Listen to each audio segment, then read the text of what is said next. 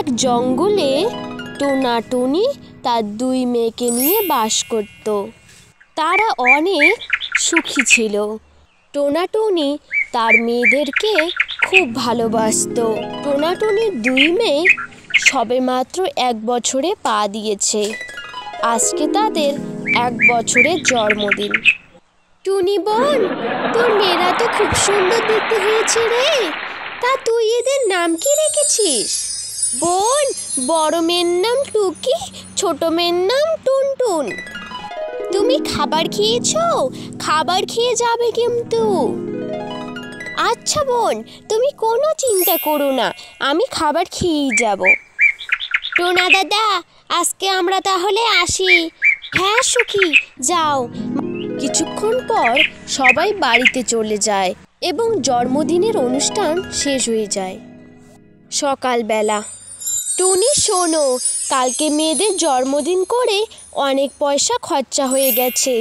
আজকে যদি কাজে না যাই সবারই অনেক টাকা ঋণ হয়ে যাবে। আমি দূরে কাজ করতে যাচ্ছি, বাড়ি ফিরতে আমার সন্ধ্যা হয়ে যেতে পারে। হ্যাঁ টোনা, যাও, তাড়াতাড়ি বাড়ি ফেরার চেষ্টা করো। তুমি বাড়িতে না থাকলে বাচ্চাদের সামলে রাখা অনেক কঠিন হয়ে পড়ে। হ্যাঁ গো টুনি, আমি জানি, আমি তাড়াতাড়ি ফেরার চেষ্টা করব। তুমি বাচ্চাদের সাবধানে রেখো। ও টোনা, আমি সাবধানেই রাখবো। বাচ্চারা, আমি তো শহরে যাচ্ছি। তোমরা বলো, তোমাদের দুই বোনের জন্য আমি কি কি নিয়ে আসব? বাবা আমার জন্য চকলেট নিয়ে আসবে। আর ছোট মেয়ে, তোর জন্য কি নিয়ে আসবো? বাবা আমার জন্য একটা গাড়ি নিয়ে এসো, আমি খেলবো। আচ্ছা মা, আমি তোমাদের জন্য নিয়ে আসবো। এখন আমি তাহলে আসি। টুনি, আমি তাহলে যাই। হ্যাঁ গো, যাও। দুগ্গা দুগ্গা। টোনা বাড়ি থেকে বেরিয়ে পড়ে কাজের সন্ধানে। মা, বাবা তো চলে গেল। আমি আর বোন মিলে বাইরে থেকে একটু ঘুরে আসি। আচ্ছা, খেলতে যাবি, এখন খাওয়া দাওয়াটা সেরে ফেল। খাওয়া দাওয়া করে তারপর খেলতে যা। তারপর টুনির দুই মেয়ে টুনির কথা মতো খাওয়া দাওয়া সেরে ফেলে। মা, খাওয়া দাওয়া হয়ে গেছে, এখন তাহলে আমরা দুই বোন খেলতে যাই। হ্যাঁ যা, তাড়াতাড়ি বাড়িতে ফিরিস। পর টুনির দুই মেয়ে বাইরে খেলতে যায়। টুনির দুই মেয়ে বনের মধ্যে খেলা করছিল। হঠাৎ করেই এক শিকারীর নজরে পড়ে টুনির দুই মেয়ে। ছোট ছোট টুনির বাচ্চা, খেতে তো খুব সুস্বাদু হবে। যাই, চুপি চুপি গিয়ে বাচ্চা দুটোকে ধরি। টুনির দুই ছানা এক মনে খেলা করছিল। হঠাৎ করেই সেখানে শিকারী চলে আসে এবং টুনির দুই ছানাকে ধরে ফেলে। কে তুমি? আমাদের ছেড়ে দাও। আমাদের ধরলে কেন তুমি? মা, মা, আমাদের কে ধরে নিয়ে যাচ্ছে মা? চুপ, শুধু শুধু চেঁচাচ্ছে। আমি তোদের কি আবার ছেড়ে দেব নাকি? তোদের মাংস খাবো আমি। টুনির ছানার কান্না শুনে টুনি ঘর থেকে বেরিয়ে আসে। কে তুমি? আমার বাচ্চাদের ধরেছো কেন তুমি? ছেড়ে দাও, ছেড়ে দাও বলছি। মা, আমাদের বাঁচাও। মা, আমাদের বাঁচাও। দেখ টুনি, আমি তোর মেয়েদের ছেড়ে দিতে পারবো না। অনেক কষ্ট করে দুটো পাখি ধরেছি। শিকারি ভাই, দয়া করো, দয়া করে আমার মেয়েদেরকে ছেড়ে দাও তুমি। এই টুনি পাখি তো কিছুতেই রাস্তা ছাড়ছে না। এর মেয়েদের নিয়ে গেলে ও আমার পিছু পিছু আমার বাড়িতে চলে আসবে। টুনিকে কিছু দিয়ে আঘাত করতে হবে। শিকারি টুনির মাথায় একটা পাথর ছুঁড়ে মারে। টুনি সেখানেই অজ্ঞান হয়ে পড়ে। এদিকে শিকারি টুনির বাচ্চাদেরকে নিয়ে বাড়ির উদ্দেশ্যে রওনা দেয়।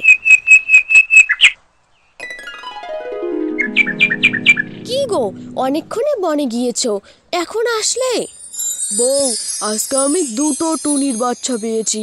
খেতে অনেক সুস্বাদু হবে, তুমি তাড়াতাড়ি রান্না চাপাও। ও মা, টুনির ছানা খেতে তো অনেক সুস্বাদু হয় গো। হ্যাঁ গো, ছেলেটাকে তো দেখতে পাচ্ছি না। জানি না গো, কোথায় কোথায় ঘুরে বেড়াচ্ছে। একটু পরে ওকে ডাকতে যাবো খন। চলো চলো, বাইরে চলো, বাইরে গিয়ে দেখি টুনির বাচ্চা দুটো খেতে কেমন হবে। তো দুজন টুনির বাচ্চাদের দেখার জন্য বাইরে আসে। দিকে টুনির জ্ঞান ফিরে যায়। টুনি সব কথা সবাইকে খুলে বলে। সুখী বোন, আমার মেয়েদেরকে ধরে নিয়ে গেল সুখী বোন। আমি কি করব এখন? আমি কি নিয়ে বেঁচে থাকবো? জানি না মানুষরা কত অপরাধ করছে, আমাদের মতো নিষ্পাপ পাখিদের বাচ্চাদের কেড়ে নিয়ে গিয়ে। টুনি বোন, তুমি শান্ত হও, মাথার উপরে ভগবান আছে, ওরা অবশ্যই শাস্তি পাবে। ভগবান, আমি কি পাপ করেছি তুমি আমার কাছ থেকে আমার বাচ্চাদের কেড়ে নিলে? টুনি, তুমি শান্ত হও টুনি, এভাবে তুমি ভেঙে পড়ো না টুনি। টুনি বোন, তুমি শান্ত হও, তোমার বিচার তুমি অবশ্যই পাবে।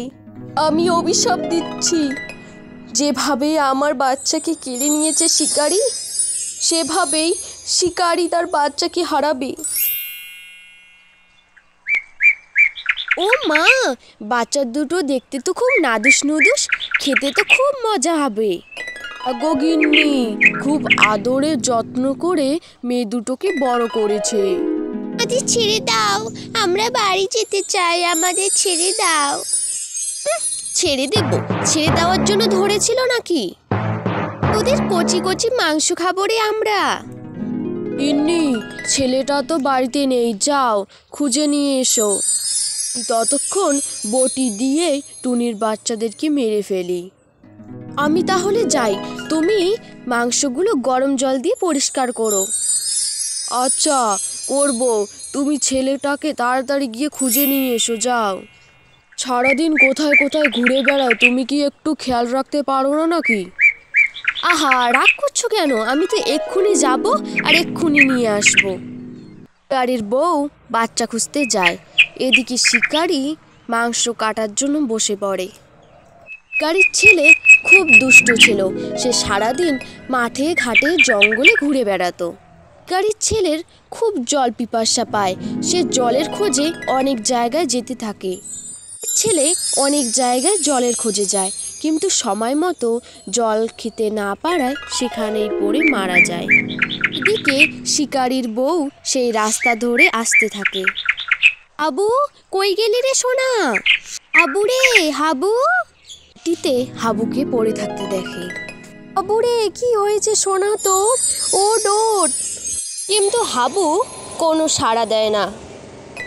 হাবু, চোখ খোল বাবা, তোর কি হয়েছে? তুই কথা বলছিস না কেন? তারপর শিকারির বউ সেখানে দাঁড়িয়ে দাঁড়িয়ে কাঁদতে থাকে। হাবু, আজকে তোকে আমরা হারিয়েছি আমাদের পাপের জন্য। এগো বউ, আমিও বুঝতে পেরেছি এইসব আমাদের পাপের ফল। আমি আর কখনো পশু শিকার করব না। হ্যাঁ গো, এবার থেকে আমরা সৎ পথে উপার্জন করে মাংস কিনে খাবো, আর কখনো কোনো মায়ের কোল থেকে তার বাচ্চাকে ছিনিয়ে আনবো না।